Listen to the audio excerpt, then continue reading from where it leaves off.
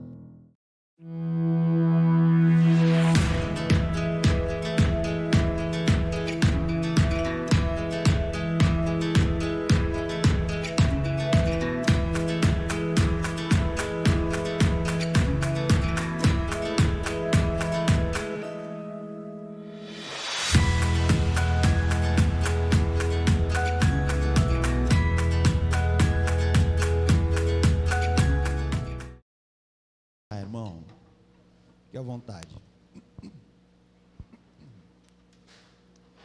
Graças a Deus que nos dá a oportunidade de estarmos aqui mais uma vez juntos para meditarmos na palavra de Deus, louvarmos ao Senhor. Confesso que agora que a gente cantava esse louvor, algo que estava muito bem estabelecido para mim aqui no conceito, na ideia da mensagem, ela dá uma mudada. Isso que eu li para vocês agora, o texto de 1 Coríntios, capítulo 13, o início do capítulo 13 de Coríntios, na verdade é a parte final, era a parte final que eu tinha planejado para essa mensagem, que eu tinha me preparado para ela, mas por alguma razão Deus nos leva para outro caminho, e a gente vai trilhar esse caminho conforme Ele nos direcionar. Quando a gente olha para o texto bíblico de 1 Coríntios, capítulo 13, e só para reforçar mais uma vez, esse mês eu estarei caminhando através de mensagens temáticas e não expositivas, então a gente vai caminhar por mais de um texto. Quando a gente olha primeiramente para esse texto do capítulo 13 de 1 Coríntios, esse capítulo 13 de 1 Coríntios é o capítulo clássico para todo fazedor de casamentos, né? Se você não tem ideia, vai para 1 Coríntios 13, lê lá que está tudo bem, vai dar tudo certo. Você não precisa de mais nada além daquele texto para fazer casamento, porque ali nós temos todo o ensinamento profundo sobre o que é amor de verdade. E se no momento do casamento desejamos transmitir aos noivos o que é amar de verdade, esse texto nos ajuda completamente. Ainda que eu fale a língua dos homens, a língua que eu fale, a língua dos anjos, se eu não tiver amor, nada adiantaria. Ainda que eu dê a minha vida em sacrifício vivo, vai dizer o texto, nada adiantará se eu não tiver amor. Por que esse negócio parece tão complicado? Ou por que esse negócio parece tão fora da normalidade? Veja, se você dissesse aqui agora que está disposto a entregar o seu corpo para ser queimado por alguém, o que você acha que esse tipo de atitude geraria? A normalidade, se a gente fosse olhar para a sociedade falaria assim: que absurdo, que cara nada a ver, né? Olha o que ele vai fazer. Ah não, mas eu considero essa pessoa muito, ela é especial para mim, ela é relevante na minha vida. Mesmo assim, para a sociedade isso é uma bobagem, isso é uma loucura. Mesmo para nós aqui dentro do nosso ambiente cristão, entendendo a palavra de Deus, olhando para aquilo que a palavra de Deus nos diz, a gente pode dizer assim: pô, não precisa fazer isso, não precisa chegar a esse ponto, não precisa caminhar por aí.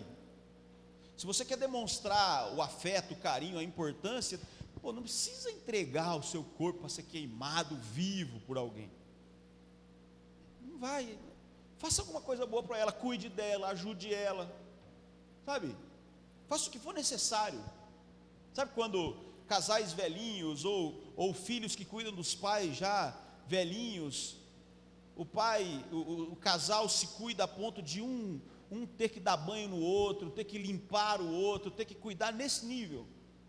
Filhos que cuidam dos pais quando esses já estão debilitados, e você tem todo cuidado, inclusive nesse sentido.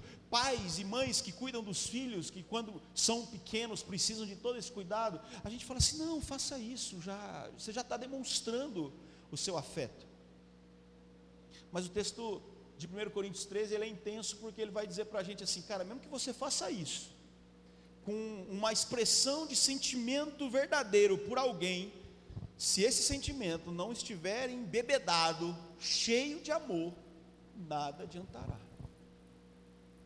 O que eu aprendo aqui, quando eu olho para esse texto, e olhando para a nossa ideia, né, de viver para servir, e especificamente hoje, quando a gente fala de sirva com amor, é que, veja, não importa o tamanho do seu serviço, se ele não foi feito com amor, não serve de nada. A gente tem falado aqui que Jesus é o grande exemplo que temos para servir. E ele continua sendo, a gente já falou disso, mas ele continua sendo, não mudou da semana passada para cá. Ele continua sendo o grande exemplo. Nós temos aprendido também que devemos servir ao Senhor com humildade. Nós temos aprendido também que precisamos servir ao Senhor, porque nós temos esse compromisso, essa responsabilidade. Existe em nós o compromisso, a ordem que Deus nos estabelece: sirvam uns aos outros, sirvam a mim. A gente tem que fazer isso. Mas veja, se diante talvez daquilo que a gente vem pregando, daquilo que a gente vem falando, você se sinta constrangido a servir e fala assim, pô, não aguento mais, mano, estão falando de novo de servir, eu vou ali, vou fazer esse negócio, porque olha, já estão me incomodando. Se você decide servir pela pressão, sem que o faça por amor, você está fazendo do jeito errado e não vai servir de nada. Aliás, se você faz esse serviço pela pressão, sem nenhuma vontade, sem nenhum amor pelo que faz, eu posso afirmar com muita tranquilidade, você está pecando. Pecando. Porque quando você faz o serviço sem amor pelo que está fazendo, sem entender para quem você está fazendo, quem é o galardoador do seu serviço, e a gente já sabe que o texto bíblico vai dizer que Deus é o nosso galardoador. Ele que nos presenteia, Ele que nos abençoa. Se você faz esse serviço, se esquecendo de quem é aquele que recebe o seu serviço, puxa vida, você acha realmente que você glorifica a Deus? E o texto bíblico vai nos dizer que tudo que você fizer, seja comer, seja beber, seja fazer qualquer outra coisa, faça-o para a glória de Deus. Então, veja, o texto de 1 Coríntios, ele é forte para nós, porque ele vai dizer que se você fizer qualquer coisa, se você fizer de qualquer jeito, se você fizer achando que só está fazendo, ou melhor, convicto de que só está fazendo porque já te encheu o saco demais para fazer, então você está fazendo do jeito errado. Não faça assim, não viva assim, porque o nosso exemplo é Jesus. E aí, eu quero olhar com vocês, antes da gente caminhar para um ponto interessante aqui, quando a gente olha, a gente já falou sobre a igreja de Éfeso aqui, e eu quero que você vá comigo lá para o Apocalipse capítulo 2. Nós vamos olhar para a igreja de Éfeso hoje, sobre um outro contexto. Éfeso, melhor, Apocalipse capítulo 2. A igreja de Éfeso, o início do capítulo 2 de Éfeso, o texto vai dizer a partir do verso 2, Apocalipse capítulo 2, verso 2, o texto vai dizer: eu sei as tuas obras, eu sei o teu trabalho, eu sei a tua paciência, eu sei que você sofre diante dos maus, eu sei que você coloca à prova aqueles que dizem ser apóstolos e dizem ser servos de Deus, mas não o são, e você os tem achado mentirosos, ou seja, vocês têm desmascarado esses caras, por causa das suas obras, por causa do seu trabalho, por causa da sua paciência. Vocês têm sofrido tudo isso, vocês têm passado por tudo isso e continuam tendo paciência. Em alguma versão talvez você vai encontrar perseverança. Vocês continuam tendo paciência, vocês trabalham no meu nome, vocês não se cansam. Mas aí o verso 4 vai dizer: mas eu tenho contra ti que você deixou o primeiro amor. Quando a gente olha para esse texto, o que a gente percebe aqui, no contexto do capítulo 2, verso 2 de Apocalipse, é que a igreja de Éfeso era uma igreja que servia. Ela servia. O texto fala, no capítulo 2, verso 2, fala de obras. E obras aqui, quando a gente vai para a tradução vai falar, esse termo obras aqui está associado com vida contínua, vida como um todo, a vida do dia a dia. É uma galera que a igreja de Éfeso é um pessoal que tem obras de boas condutas, que expressam boas condutas, diante do dia a dia, diante das coisas que elas fazem na sociedade, elas são vistas como aqueles que fazem boas obras, aqueles que têm boa conduta, são aqueles que têm bom testemunho. É o termo para obras aí nesse capítulo 2, verso 2. Mas o texto vai continuar, ele vai dizer assim: eu conheço o teu trabalho árduo. Aqui a palavra fala daquele trabalho que não é simplesmente um trabalho simples, mas um trabalho que leva à exaustão, um trabalho que dá fadiga, um trabalho que é labutar, é muito difícil. Mas esses caras, a igreja de Éfeso, não tem problema com isso, não tem problema em se cansar, não tem problema em se fadigar. A igreja de Éfeso dá tudo que tem, toda a sua energia para a obra, para ser servo. Mas o texto ainda continua, o texto vai falar assim: eu também conheço a tua paciência ou a tua perseverança. E aí a ideia de perseverança vai ter a ver com resistência, com resiliência. Olha, eu sei que tem gente batendo em vocês, tem aí gente má, gente mentirosa, eu sei que tem gente colocando vocês à prova, eu sei que tem gente que tem causado em vocês sofrimento, eu sei que tem gente machucando vocês, mas vocês persistem, vocês insistem, vocês resistem. E aí está a ideia de persistência, paciência. Então, eles têm boas obras, eles trabalham com toda a sua energia, e eles resistem, não interessa qual for o problema que chegar diante deles, para continuar servindo. Quando você olha para isso, você fala assim: nossa, uma igreja incrível, porque ela está focada no serviço, porque ela vive o serviço, porque ela não se perde diante das coisas que acontecem ao seu redor, e nem diante das coisas que acontecem com eles. Eles sofrem, vocês têm resistido aos maus, vocês têm sido constantemente alcançados por esses homens que são mentirosos, mas eles continuam. A gente poderia pensar: nossa, que igreja incrível, perfeita, é assim que eu queria ser. Mas o texto vai continuar no verso 4 e vai dizer: mas vocês perderam o primeiro amor. E a ideia central aqui, depois dessa frase do verso 4, que é o ponto central do nosso texto, de Efésios 2, do verso 1 ao verso 7, o restante do contexto, a partir do verso 5 até o verso 7, Deus vai dizer para eles assim: vocês precisam se arrepender, vocês precisam lembrar de onde vocês estavam, vocês precisam voltar para o caminho, vocês precisam voltar para o primeiro amor. Porque se vocês voltarem, está tudo certo, eu abençoarei vocês, eu vou dar a vocês o direito de comer da árvore da vida eternamente, vocês serão salvos. Mas o texto também vai dizer que se eles não voltarem ao primeiro amor, o texto a partir do verso 5, no final do verso 5 vai dizer: eu tirarei o lugar de vocês, eu tirarei o castiçal de vocês. E a gente já aprendeu no mês passado que castiçal aqui é a igreja. Então, quando a gente olha para isso aqui, o que a palavra do Senhor está nos dizendo é que se você não se arrepender, se você não voltar, se você não entender o que é o primeiro amor, se você não viver o primeiro amor, eu tiro o seu lugar de igreja e dou para outro. Eu tiro você de ser minha testemunha e coloco outra. É simples assim. Ah, mas nossa, que Deus impaciente. Não. Deus só quer que você faça do jeito certo. E aí é que está o detalhe. Eu sirvo, essa igreja serve, essa igreja ela é poderosa naquilo que faz, ela é intensa naquilo que faz, ela é resistente naquilo que faz, mas ela perdeu o primeiro amor. Ela perdeu talvez aquilo que a gente pode ler lá em Mateus capítulo 22, que fala do mandamento do Senhor: ama o Senhor teu Deus de todo o teu coração, com toda a tua intensidade, com todo o seu conhecimento, com tudo que você pode dar. Ama a Deus acima de todas as coisas, e o teu próximo como a ti mesmo. Essa igreja perdeu isso.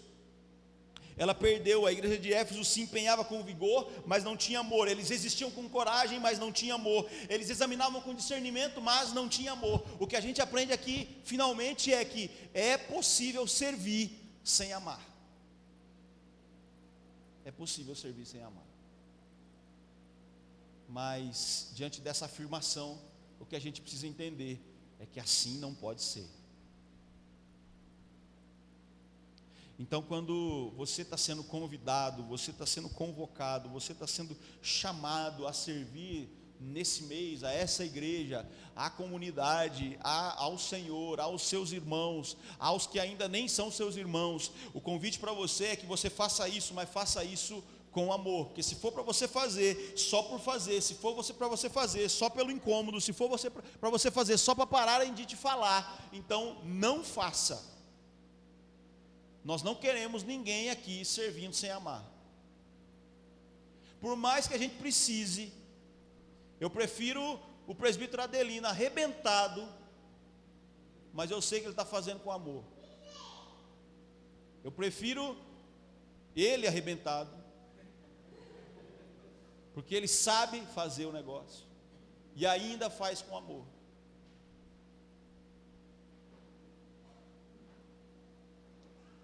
A gente briga, mas é isso mesmo. A gente precisa de gente para servir.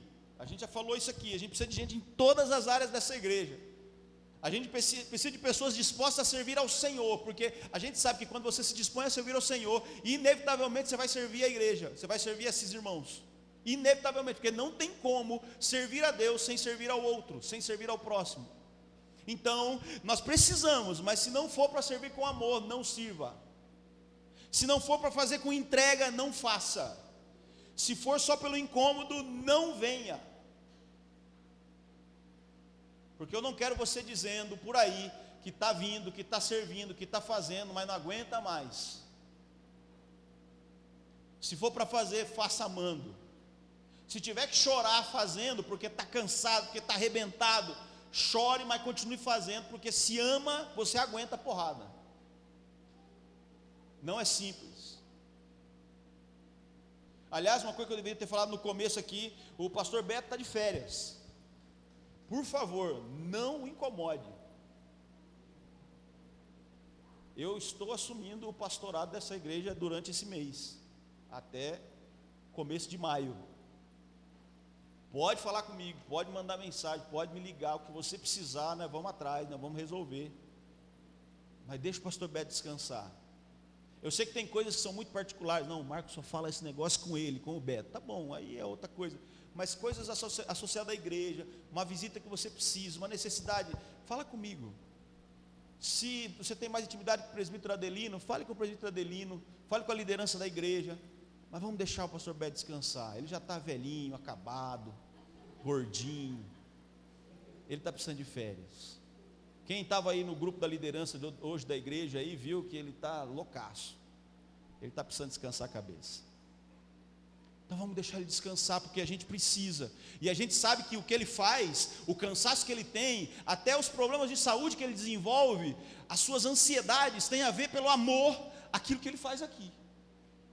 Mas ele se arrebenta, mas faz porque ama. Então vamos deixar ele descansar agora um pouquinho. E aproveita para me arrebentar nesse período um pouquinho, que eu estou à disposição. Mas a ideia aqui, volta, fecha parênteses, é que nós somos chamados para servir, mas somos chamados para servir do jeito certo, com amor. E aí eu quero te levar para o texto de João 13, por favor, vá comigo lá. Texto de João 13. João 13.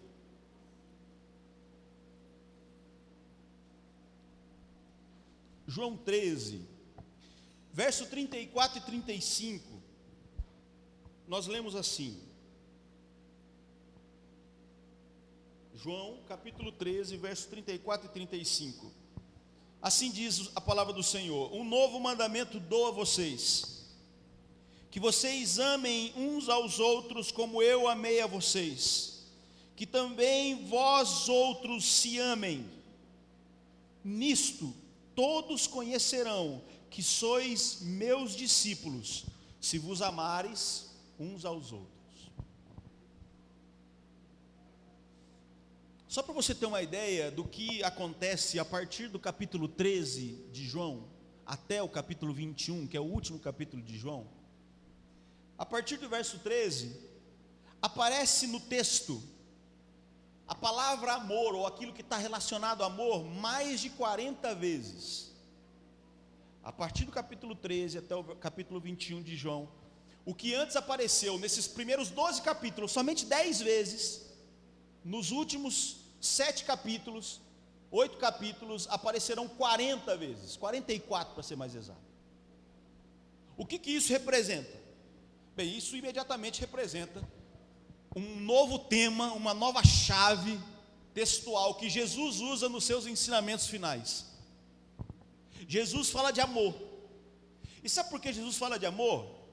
Porque se você prestou atenção, o capítulo 13, fica com ele aberto aí, o capítulo 13 de João é o mesmo que a gente usa para ceia. A coisa aqui é diferente. Aqui nós estamos chegando no momento final de Jesus, nós estamos na semana final de Jesus aqui na terra. E aí Jesus tinha falado sobre um monte de coisa, tinha falado sobre reino, tinha falado sobre inferno, tinha falado sobre riqueza, tinha falado sobre imposto, tinha falado sobre comida, tinha falado sobre um monte de coisa.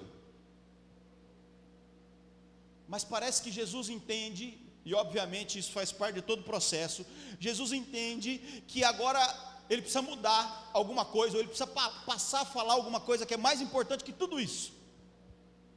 Então na última semana, ele vai falar muito fortemente sobre amor. Aliás, talvez você nunca percebeu isso, mas quando a gente olha para o texto bíblico, falando do lava-pés, antes de chegar nessa parte aqui, no verso 31, 32, o verso 30 e o verso 29 falam que Jesus tem consciência que será traído e sabe exatamente quem o trairá. E ele diz aos seus discípulos: vai acontecer um negócio aí, vão me trair. E os discípulos começam a falar assim: quem será, quem que é? Sou eu? E aí Jesus diz o seguinte: aquele que eu der o pão molhado no vinho é o meu traidor.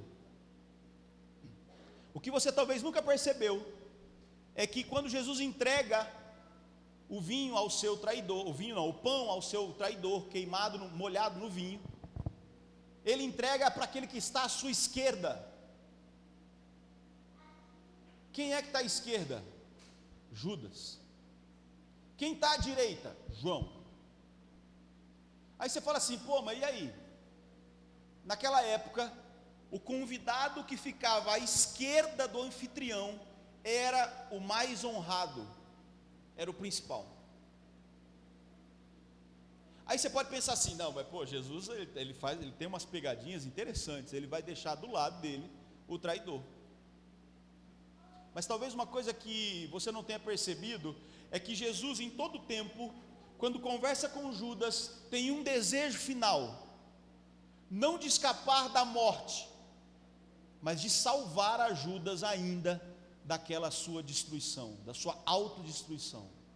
Não da traição, mas daquilo que vem posteriormente à traição. Até porque, se você olhar para o texto, se você continuar lendo o texto, em um dos evangelhos, se eu não me engano, Marcos, Jesus vai dizer para Judas, quando ele chega diante dele, entregando, beijando para que fosse preso, Jesus diz a Judas assim: a que vieste, amigo?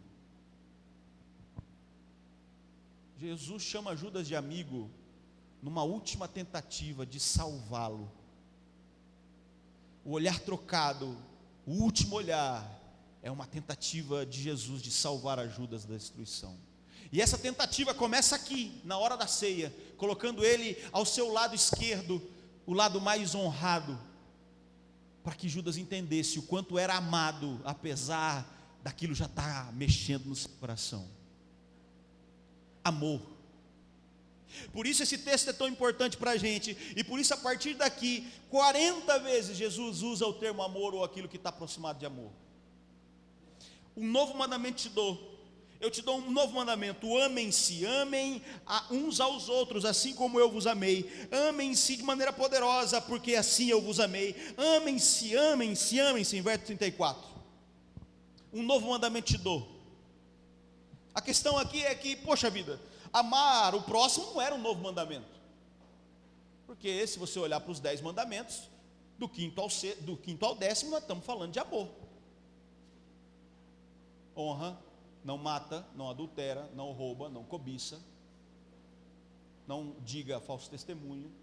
Estamos falando de amor. Não era um novo mandamento amar ao próximo, mas tem um jeito diferente. Qual que é o sentido de novo mandamento quando Jesus fala aqui? O mandamento aqui é novo pelo seu exemplo, assim como eu vos amei, de Jesus. Exemplo, assim como eu vos amei.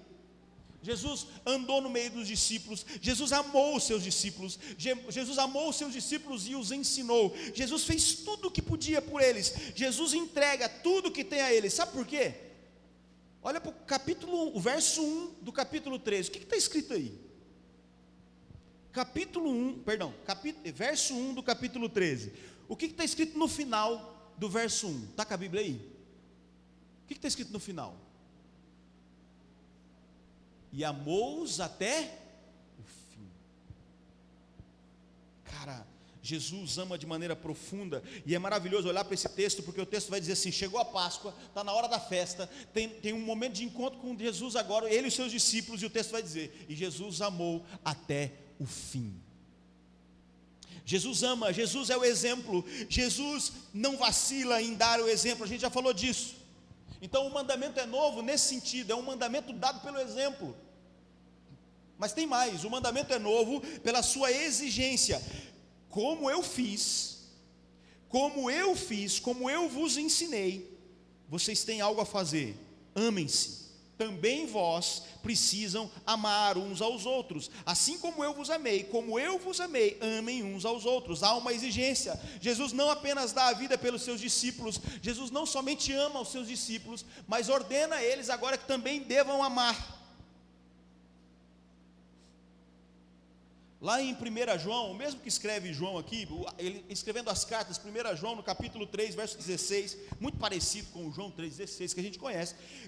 João vai escrever o seguinte: nisto se manifestou o amor, nisso conhecemos o amor, que Cristo deu a sua vida por nós, e nós devemos dar as nossas vidas pelos nossos irmãos. É João falando desse novo mandamento. Tem mais, o novo mandamento é pelo exemplo, o novo mandamento é pela exigência, o novo mandamento também é pelo resultado. Olha o que diz o verso 35: nisto todos conhecerão que vocês são os meus discípulos, se vocês amarem uns aos outros. O que o texto nos ensina aqui é que o resultado desse amor é a última defesa, é a última apologética, a defesa da fé, a última coisa que pode ser o argumento decisivo. O amor é a última coisa, é a evidência mais robusta, é a coisa mais forte que demonstra aquilo que é servir ao Senhor. O seu amor, o seu serviço sacrificial, todos vocês serão conhecidos pela forma como amam-se, como amam uns aos outros. Tertuliano, um dos pais da igreja, lá no século II, dizia que os pagãos, aqueles que não conheciam a Jesus, não conheciam o Evangelho, costumavam usar a seguinte frase: já percebeu como eles se amam? É a promessa de Jesus se cumprindo aqui. Eles conhecerão que vocês são meus discípulos quando eles virem que vocês se amam. Os pagãos diziam: observa como eles se amam, está vendo como eles se amam? Eles devem ser seguidores daquele tal de Jesus. Um novo mandamento dou a vocês, que vocês se amem, assim como eu vos amei, também amem uns aos outros. Nisso todos conhecerão que vocês são discípulos, são os meus discípulos, quando vocês amarem uns aos outros. Interessante olhar agora que esse texto continua, o capítulo 13 continua, e aí tem um detalhe no final dele que vai nos levar para o nosso encerramento, para a nossa conclusão aqui. O que, como disse, não era o que estava programado, mas né, vamos nessa linha, porque é por aqui que tem que vir. Verso 37, Jesus vai ouvir de Pedro a seguinte pergunta: por que eu não posso te seguir agora? Por ti eu darei a minha vida.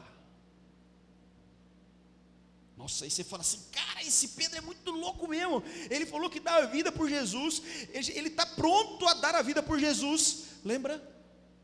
Se eu entregar o meu corpo em sacrifício vivo para ser queimado, se não tiver amor, nada valerá. Você fala assim, não, mas Pedro tinha amor. Pedro amava Jesus profundamente. Pedro é aquele que, poxa vida, esse cara se entregaria assim. Afinal foi ele que falou assim: Senhor, para onde a gente vai? Porque só tu tem palavras de vida eterna. Senhor, tu és o Filho do Deus vivo. É você. A confissão de Pedro é incrível, é poderosa, é dita. O Senhor, o próprio Jesus vai dizer assim: cara, Deus falou através de você, eu sou isso mesmo.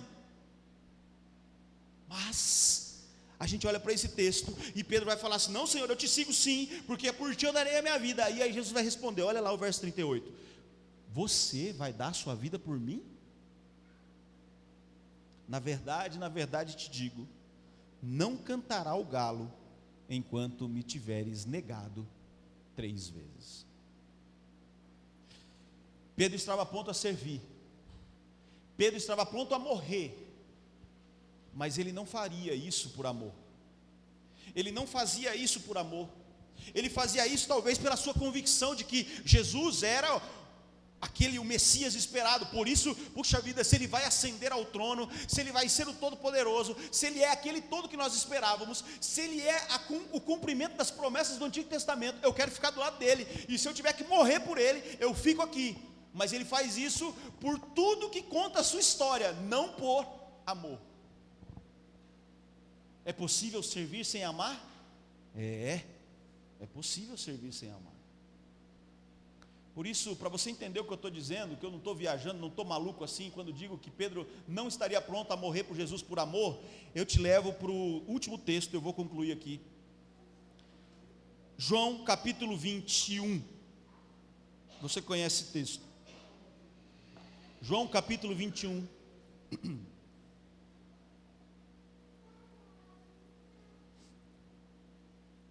A partir do verso 15.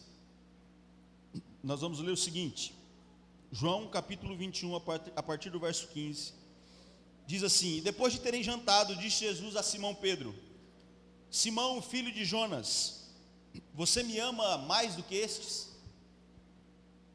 E ele respondeu: sim, Senhor, tu sabes que te amo. E Jesus disse: apacenta as minhas ovelhas. Tornou a dizer segunda vez: Simão, filho de Jonas, você me ama? E disse-lhe Pedro: sim, Senhor, tu sabes que eu te amo. E Jesus disse: então apacenta as minhas ovelhas. Disse terceira vez: Simão, filho de Jonas, você me ama? E o texto vai dizer que Simão se entristeceu por ter lhe perguntado a terceira vez: me amas? E disse-lhe Simão: Senhor, tu sabes tudo, tu sabes que eu te amo. E disse Jesus: apacenta as minhas ovelhas. Só para você entender, quando Jesus diz para Simão, para Pedro: você me ama? Ele está perguntando sobre ágape, amor sacrificial, o mesmo que Deus tem por nós, o amor que não espera em troca. Você me ama, Pedro? Você me ágape? Você morreria por mim, Pedro? Você me ágape? Pedro tinha dito lá atrás: eu morreria por ti, Senhor. Mas Pedro negou a Jesus. Ele estaria pronto a morrer, mas não por amor. É por isso que depois de tudo que aconteceu, depois de ter negado a Jesus, depois de Jesus ter sido morto, depois de Jesus ressuscitar, depois de Jesus aparecer aos seus discípulos, depois de Jesus dar um recado especial para Pedro: olha, Maria, fala para Pedro que eu estou vivo. Para Pedro, avise aos discípulos. Mas ele usa um nome só, para Pedro. Diga para Pedro, porque Pedro precisa saber que eu amo ele apesar da negação, que eu desejo Ele apesar da negação, que eu quero Ele para mim apesar da negação. Diz para Pedro que eu estou vivo. E aí depois de tudo isso, no mesmo cenário que Jesus encontra Pedro lá atrás, se você lembrar do cenário, Pedro está pescando, e Jesus aparece e diz assim: vem, me segue, e Pedro vai. E esse cenário é o mesmo. Se você ler um pouquinho antes, o texto vai dizer que Pedro, Tiago e João estavam pescando. O cenário é o mesmo. Jesus está dizendo assim: sabe como eu fiz no começo? Eu faço no final, para você ter certeza que eu te chamei para isso. Igualzinho, cara, eu te chamei para isso. E aí Jesus diz para ele: Pedro, você me ágape? E aí Pedro responde: eu te filo. Porque filo é outro amor. Filo é amor de irmão, filo é amor de alguém que se importa, mas filo não morre pelo outro. Pedro, você me ágape? Senhor, eu te filo. E Jesus diz de novo: Pedro, você me ágape? E Jesus, eu te filo. E quando Pedro percebe o negócio, Jesus muda a história e Jesus fala assim: Pedro, você me filo? Aí Pedro acorda, porque ele não estava ligado. Pedro diz assim: ah, Senhor, tu sabe todas as coisas, e depois de ter dito muito que eu te amo como irmão, que eu te amo como alguém muito especial, agora eu te digo de outro jeito: Pedro, você me filo. Pedro se entristece, entende e diz: Senhor, eu te ágape. A partir daquele momento, Pedro está disposto a morrer. Ele está pronto para morrer por Jesus, e ele vai morrer por Jesus. E ele vai morrer crucificado, e ele vai dizer que ser crucificado como Jesus não é digno dele. Por isso ele fala: invertam a minha cruz. Eu não sou digno de morrer como meu Salvador. Eu morro crucificado, mas vira de ponta cabeça, porque eu não sou digno de ser como ele. É assim que ele morre. Mas tem um último detalhe que eu quero trazer para vocês aqui sobre serviço. A gente tem que servir com amor. Jesus diz para Pedro: você me ama? Então faça alguma coisa. O que você faz? Apacenta as minhas ovelhas. Você me ama, Pedro? Então apacenta as minhas ovelhas. Você me ama, Pedro? Então apacenta as minhas ovelhas. É possível servir sem amar? É. Mas é impossível amar e não servir. É impossível amar e ficar parado. É impossível amar e não fazer nada. É impossível amar e não fazer alguma coisa. É impossível amar e não apacentar as ovelhas. É impossível amar e não limpar o chão. É impossível amar e não fazer alguma coisa. Porque quando a gente ama de verdade, a gente serve. Mas podemos às vezes servir sem amar. E Jesus não nos chama para isso. Por isso Jesus pergunta a você: meus filhos, vocês me ágape? O que você vai responder? Ah, Senhor, eu te filo. O Senhor é até importante para mim. A sua presença é especial na minha vida. O Senhor tem relevância para mim. Mas acho que morrer por ti, não consigo. Então você está no filo. Deus te chama para o ágape. Deus te chama para amar. Deus te chama para que, se você entregar o seu corpo em sacrifício vivo, seja por amor e não por conveniência. Sabe, lá atrás, no ano 1 da era de Cristo, no ano 2, surgiram muitos mártires, muita perseguição aos cristãos. Sabia que tinha gente que se entregava e dizia que era cristão só para morrer e ficar marcado como mártir, para que o nome dele fosse lá: esse aqui morreu por causa de Cristo. Mas na verdade ele queria a fama do nome, ele queria eternizar o seu nome e não o nome de Cristo. Porque é possível servir sem amar, é possível entregar a vida em sacrifício sem amar. Mas não é para isso que Jesus nos chama. Deus quer que você sirva com amor. Então ame primeiro, porque se você amar, é impossível não servir. Em nome de Jesus. Baixe sua cabeça. Senhor Deus poderoso.